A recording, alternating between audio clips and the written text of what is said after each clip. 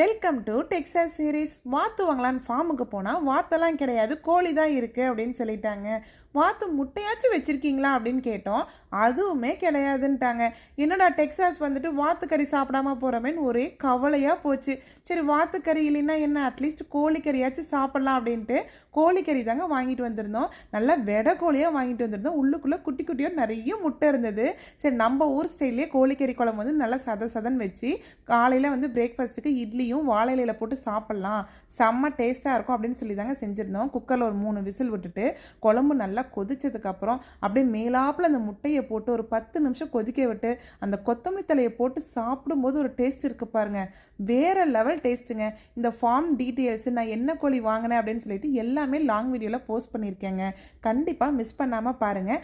அப்புறம் உங்களுக்கு கோழிக்கறி குழம்பு பிடிக்குமா அப்படின்னு சொல்லிட்டு கண்டிப்பாக கமெண்ட் செக்ஷனில் சொல்லுங்கள். நெக்ஸ்ட் வீடியோவில் பார்க்கலாம்.